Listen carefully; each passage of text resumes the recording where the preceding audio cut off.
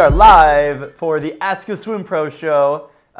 This is an interesting episode because today we're going to talk about water polo and swimming. Yeah, well, okay. So before we get started, go ahead and give us your background on water polo, because you've been a swimmer, synchro, water polo, the whole shebang. Yeah. So for those of you who just joined us, my name is Paige Walters. I'm the marketing director here at MySwimPro.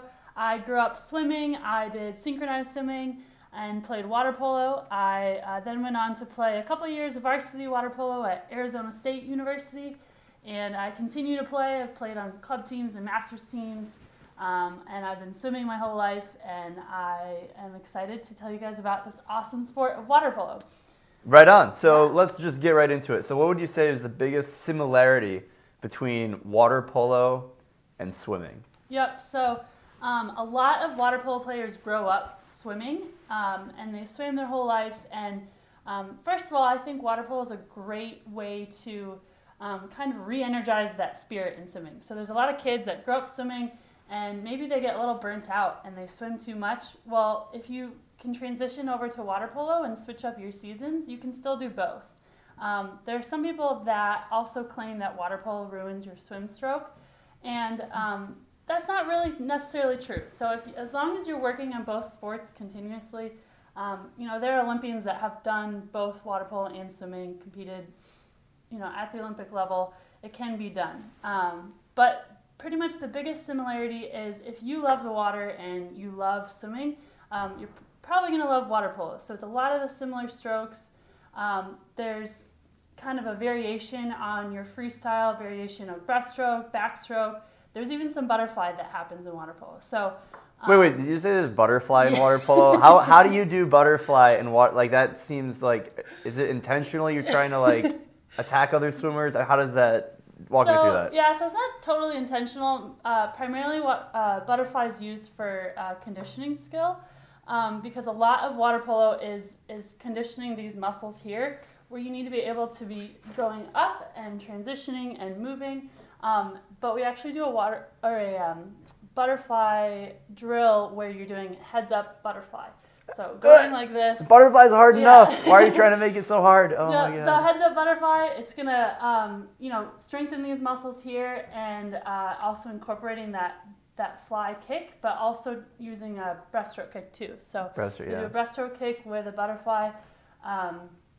And a lot of it just trains your heads up freestyle. That's my really God. popular. So when I was a kid, on summer swim team, we would do we would play water polo, but we would do it after a swim meet the day after for our fun day.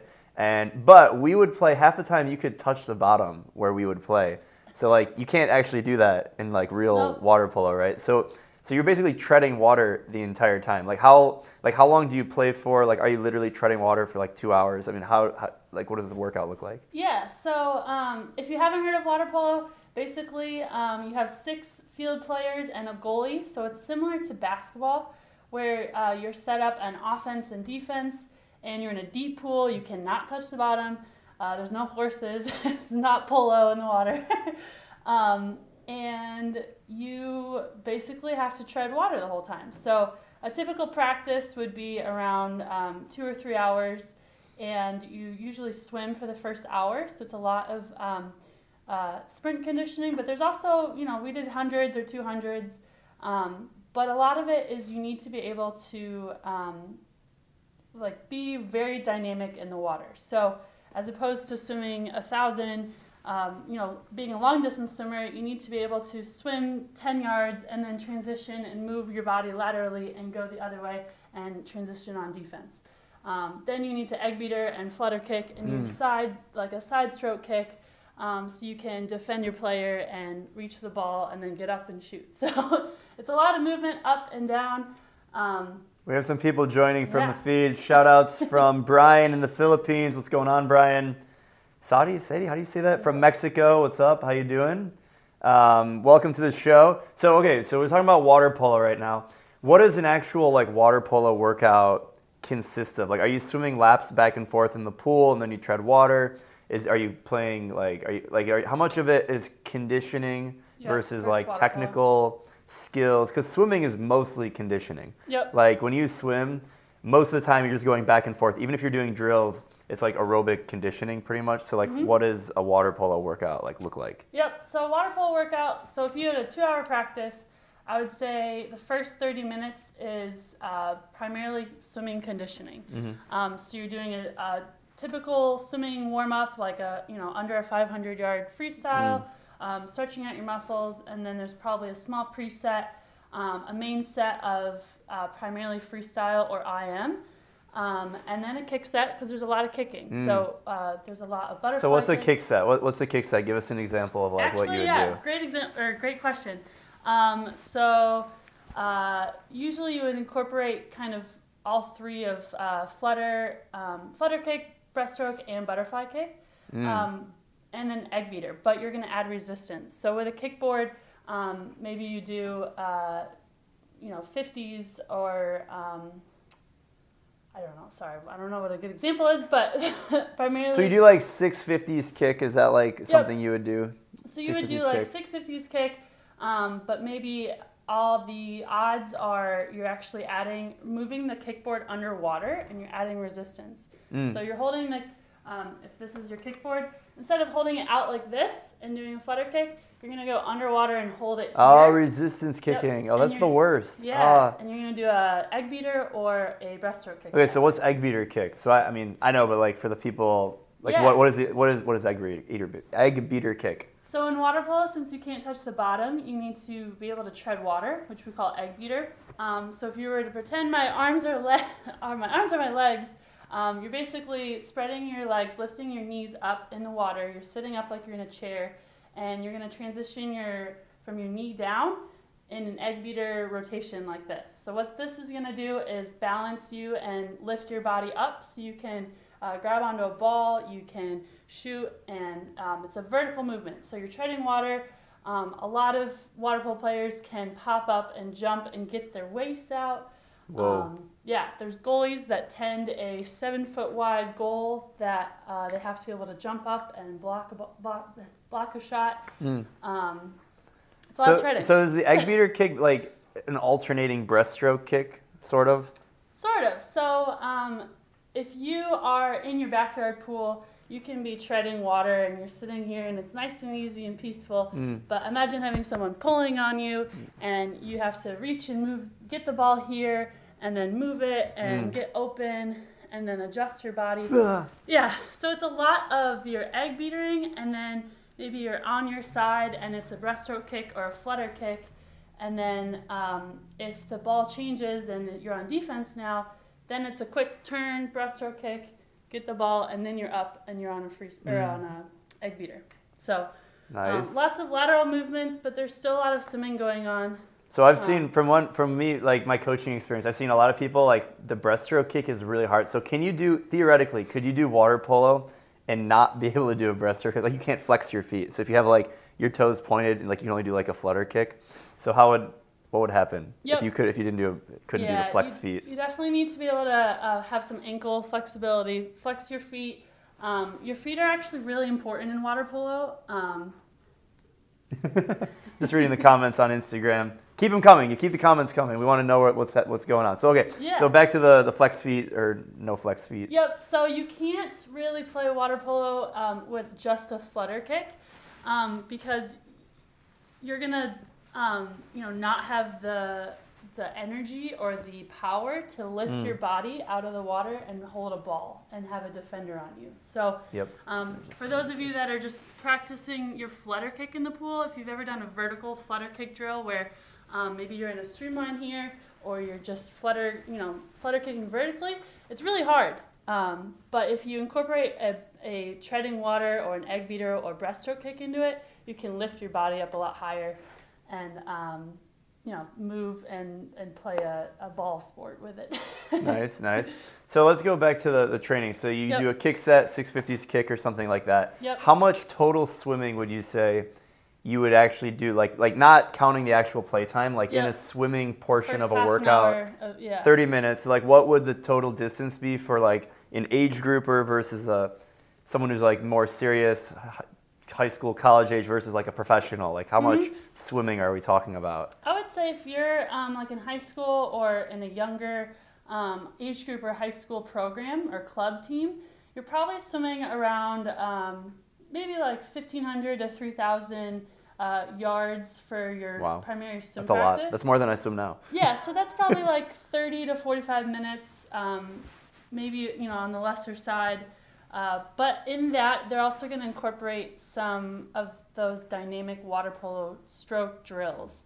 So that means heads up freestyle. Yeah. So in water polo, you have to be able to swim freestyle, but with your head up, and that requires a different type of stroke and different muscles that your legs are gonna drop and your head is above water, and so your stroke needs to get wider, and you need to be able to still swim fast but not have as much rotation, because when your head is up, you can't really rotate as much as you would with a proper swimming freestyle.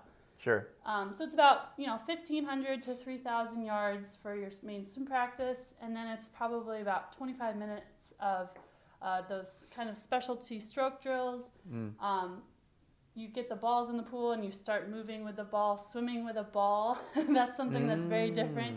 So you float the ball in front of you and you swim with your head up, and it basically your arms don't touch the ball, you're just kind of guiding it in the right direction. Got it. Okay, so we have a question about recovery. It sounds like chocolate milk or energy drink after swimming. I don't know. So I'll answer on the swimming side. I'm curious what the nutrition aspect looks like on water polo. It's probably somewhat similar. So I don't know. I would recommend always, as soon as you finish a workout, you definitely want to refuel the body. So whether it's chocolate milk or actual food or both, ideally, I would stay away from energy drinks because that's not really going to refuel your body after working out. You need carbs and protein, mostly carbs, in a 3-to-1 or 4-to-1 ratio, depending on what scientific person you ask. So making sure you have chocolate milk over an energy drink for sure for post-workout. So when it comes to calorie burn and stuff, when you do water polo, I imagine you burn a lot of calories like swimming. So is it common that you finish a water polo workout and everyone just wants to just eat a ton right after? Yeah, it's exhausting. Water polo practice can be between 2 and 3 hours, but a typical game consists of 4 quarters. Depending on the league you're in, sometimes a quarter is 5 minutes, sometimes it's 7 minutes. But it usually takes about 45 minutes to an hour for a game. So if you are on the starting lineup and you're a good player for your team, you're going to be playing for a full hour at a game. And you could even go into overtime, and so you're exhausted. You can't touch the bottom of the pool. You're not touching the side of the pool. You're basically swimming and fighting and wrestling and shooting for an hour. Yeah. Okay, so we have a question from Paulo Santos. How much aerobic training is recommended to perform in a training of an hour? So in 1 hour, how much aerobic training? So I'll answer this one swimming wise, and then I have a water polo specific question based on what you just said. So I would say in 1 hour, a lot of this depends on how fast you are and what level of training you're at. So if you have 1 hour to swim, if you swim an hour 3 times a week, it's pretty reasonable that you could swim close to 3,000 meters in that period of time. So that's an average pace of 2 minutes per 100. If you're not that fast, it's fine. You shouldn't really worry about the total distance that you're actually swimming. Think more about the quality that you're doing in that hour. So as long as you have a good warm-up, maybe your main set is 20 to 30 minutes of that hour, and maybe your preset is another 10 minutes. That'll fill an hour. The total number ranges definitely on how fast you are. If you're not doing 2,000 meters or more and you're trying to get a lot of swimming in, it means maybe you don't need to swim a full hour, right? Because it's better to swim a little bit with higher quality than to try and swim really far and have your technique and everything sort of fall apart. It's also better to have more frequency. So if you can swim 4 times a week for 30 minutes, that's better than swimming twice a week for 1 hour, even though your total swimming time is actually the same. But by swimming more frequently, you develop a much better feel of the water, and it becomes more efficient for you in terms of training and actually getting better. So that's to answer your question. So I have a question for you. So you said all this stuff about team water polo. So what if you don't have a team and you want to either train or play water polo on your own? Can you do that? Can you do water polo by yourself? You can definitely do some drills for water polo that will help your those fast twitch muscles in swimming. So you don't necessarily need a ball, but it helps to get a water polo ball. They're about this big, kind of like a volleyball. You can grip it, and some drills that you can do are those different kicking drills where you can do egg beater. You can also try doing egg beater with your arms up and try to go whole pool length, treading water with your arms up or holding something heavy. So that's what a lot of water polo players do to build that leg strength. You can also do some arm drills that are going to, or some upper body drills that are going to help with like those fast twitch moves in the water. So it makes you very agile in the water, I guess. So what that would be is heads up freestyle with a sprint. You're going to lift your elbows really high. You can do those, or you can actually do a water polo backstroke, which looks water pretty polo different. backstroke. What is that? Yeah, so water polo backstroke is if you are sprinting down the pool in a game and you want to get a quick shot, you're going to swim with your heads up, and you need to be able to see what's going on, and then switch on your back, but still keep your head up. So a typical backstroke is you're very long and lean. Your arms You're looking are straight. up, yeah. Yeah, but water polo, you're actually going to sit up a bit, bend your elbows here, so you're pulling water differently, and you're looking behind you. So that's how I normally swim backstroke. Have I been doing it wrong all these? Maybe that's why my backstroke's not that good. I feel like I'm looking at my feet the whole time. I'm like sitting in a chair when I swim backstroke. Maybe that's why. That's water polo backstroke. Oh. Yeah. And you need to be able to like push into your defender. So if you're defending me, I can kind of push back like this. Nice. Not elbowing you, but. Can you throw an elbow? Like I feel like water polo is like one of the more aggressive. Like it's not like swimming where you don't touch the other swimmers. It's very aggressive. Yeah, you can get whatever you can get away with. Under the water, right? Refs seeing. Under the water, yes. no one knows. There are 2 refs, and if they can't see what you're doing underwater, then you can get away with it. Technically, you're not supposed to be able, you shouldn't be punching or throwing elbows, Sure. But it happens. So I have a question about dryland training and strength. So in swimming, we get asked all the time, what are some good dryland exercises or strength to get better at swimming or prevent injury? And most of the time we recommend like body weight, compound movements, things that engage multiple parts of your body. So how much of that is true in water polo? Like, are there specific exercises that you do either to get better or to reduce injury? Yeah. There's actually a lot of adding resistance and weight onto your typical water polo movements. So when you play water polo, you're treading water, so you're lifting your body up and you're holding a ball and you're shooting like this and passing. So you're doing this all day. So the more strength you can actually add to this movement, the stronger you'll be in the water. So what we do is a good dryland drill is you get a small medicine ball. It can either be really small or it can be just a regular kind of water polo sized ball. And get on the pool deck against a brick wall. Get on your knees, lift one knee up and put the other on the ground. So you're, you're kind of imitating the position of you in the water. And so you're going to throw this ball against the wall, and you're basically just adding resistance and strength onto your shot, working your core muscles so that you're bending through. And then we actually play water polo with a weight vest on, too. What? Yeah. So we should swim with weight vests. I don't know if that would help. That might hurt, but. Yeah, so I can't remember, maybe 10, 15 pounds on top of you. But it's a whole vest, and you're scrimmaging with it. So people are pulling on you. You have to shoot. You have to swim with a weight vest on. Those are some kind of like strength drills that we'll do. Yeah, for sure. But other than that, a lot of it is just like keeping this shoulder flexible. So using a band. Flexibility. Yep. Yeah. So using bands. All right, so we have a question here from Christine. Greetings from Ontario, Canada. Hello, hello. My daughter is competing in her first swim meet this weekend. She's doing 6 races. Advice regarding nutrition, pre-swim meals and nutrition. What do you need to refuel during the meet? Any advice would be helpful. So that's a really good question, and something that, as a swim coach, like you get asked all the time. So I would say because she's young and it's her first swim meet, you really don't want to overthink a lot of things. You want to keep it really simple. So try not to do anything out of the normal routine. So if you're not used to eating a pound of pasta and all this like carbs the day before, you really shouldn't overdo it the day before. Like try and keep it somewhat normal what your meal prep schedule is like. So maybe a pasta party is good, pasta meal is fine, but don't overdo it on the carbs and everything. And then when it comes to actually at the competition, probably the most important thing is hydration. Just making sure you always have a water bottle, or having some kind of like sports drink that you can always refuel between the races, like after the warm up, between the races, and then if it's a multi-day meet, which it sounds like if she's doing all those events, like between each day, just always being hydrated so that because you're gonna get really worn out more so than you're used to if it's your first competition. But at the end of the day, it's all about having fun. So beyond the times and hydration and everything, like just making sure that you're having a good time, enjoying the process, and not getting too caught up in the times or what other people are swimming. Just focusing on yourself, having fun, and making sure that you stay hydrated. Anything else maybe keep in mind? I mean, I know some swimmers that they do not like to eat a lot when they swim. Some need the energy. So what I would do is test out how you feel in practice. Sometimes if you eat right before you swim, you feel a little slow or sluggish. So don't do that if you're going to go to a meet. If you don't like eating, don't all of a sudden start eating before a meet. Yeah. So just test it out. You'll feel you feel different in the water almost every day. So.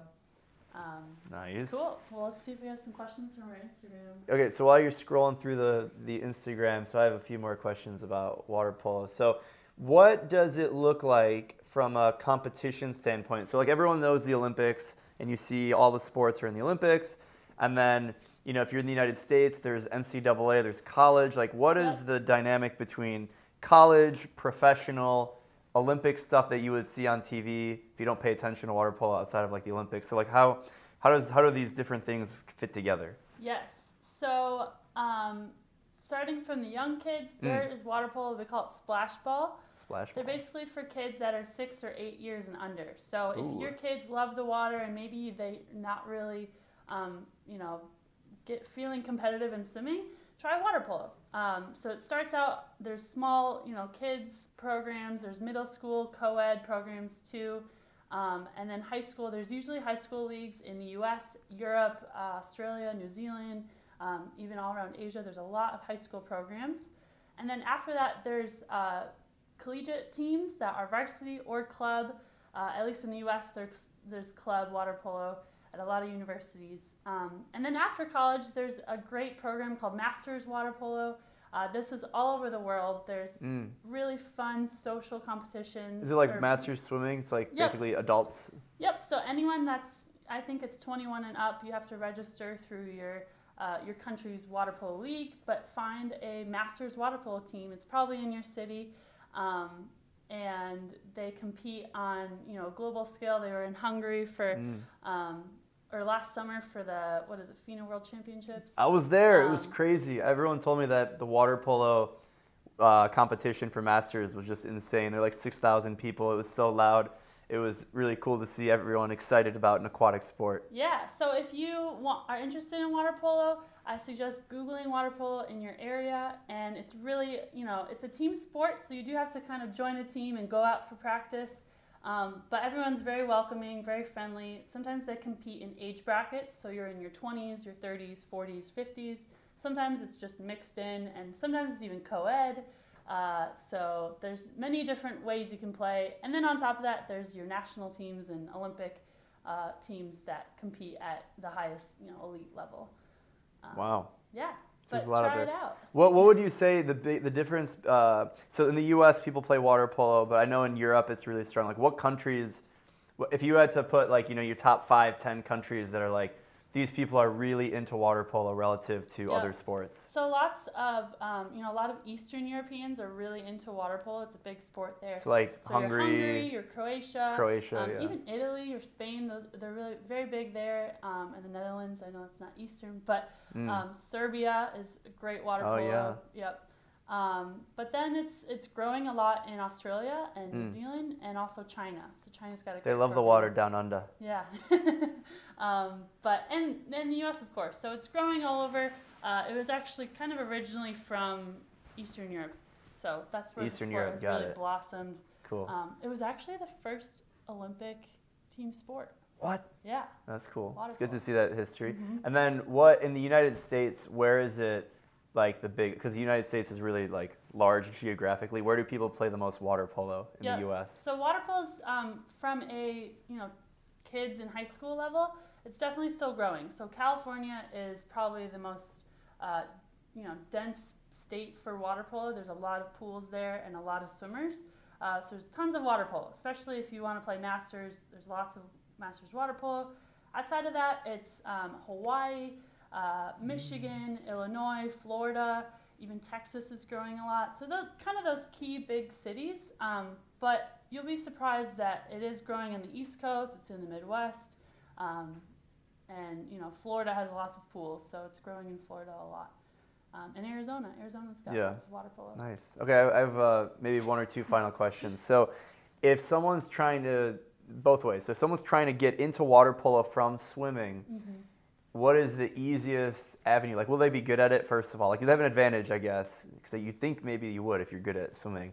And then the other way around, if you're a water polo player and you're trying to get into. So let's start with the first one. Yeah. If you're a swimmer and you want to get into water polo, do you have an advantage because you already are decent at swimming? And then B is like, what would be the first steps? You definitely have an advantage if you can swim. And it doesn't matter which stroke. So even if you're not a breaststroker, you can definitely still play water polo. If you love the water, it's going to be really fun and you'll love it too. So kind of the first steps, I would practice your breaststroke kick and practice treading water. So maybe we'll write a blog post on how to egg beat or tread water. Oh, yeah. Because that's a critical skill you should know, for how to swim. So practice your breaststroke, practice swimming freestyle with your head up. It is a different movement, but you'll need your head so you can look at the ball, see your team, see what's going on in the pool. And really, if you can work on those, a lot of it is switching from being on your stomach in a freestyle and switching up to egg beater. So working on that, that'll be a great introduction to water polo. Come on out to a pool. Basically, you'll just start with passing a ball. You can only touch the ball with one hand. So you'll start with just passing and shooting, and they will not throw you in a pool right away with a scrimmage. It's a very, welcoming process. So you won't get drowned by people and, beat up. And if you're a water polo player, but you want to get into swimming, do you have an advantage? I guess not an advantage. Do you think it's easier to get into swimming than someone who isn't used to the water? And then what would be the first steps to getting into swimming? Yep. So it definitely is easier because you play water polo. You already know you have strength in the water.